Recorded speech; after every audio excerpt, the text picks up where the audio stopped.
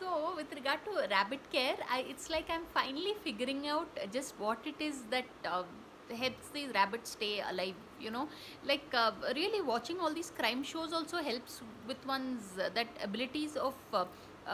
When some event occurs, like some sad event, negative event occurs, it's important to go back and see what were the circumstances that led to that particular incident happening. And with regard to these rabbits, I've understood that most of my rabbits, most, yeah, all of them, early morning they were found gone.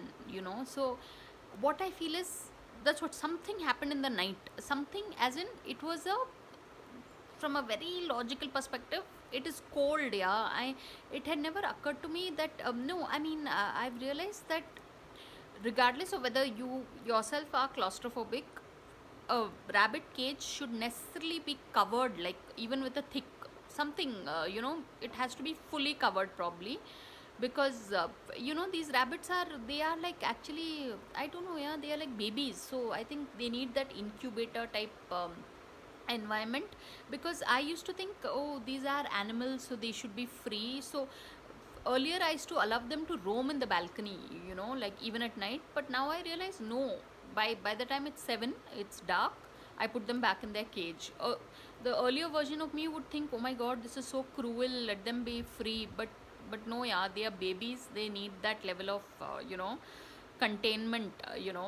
So after 7, when it gets like really cold, now though it's winter season, they are back in their cage, and then I cover it with a cloth, with a bed sheet, and this, as of yesterday, it was completely covered. So a part of me was getting scared, oh my God, they shouldn't, there should be oxygen enough.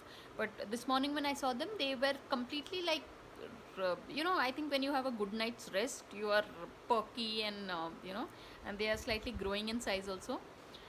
It is so amazing. So see, this is a 2-minute long video, but I had to share this. But a little known tip with regard to rabbit care.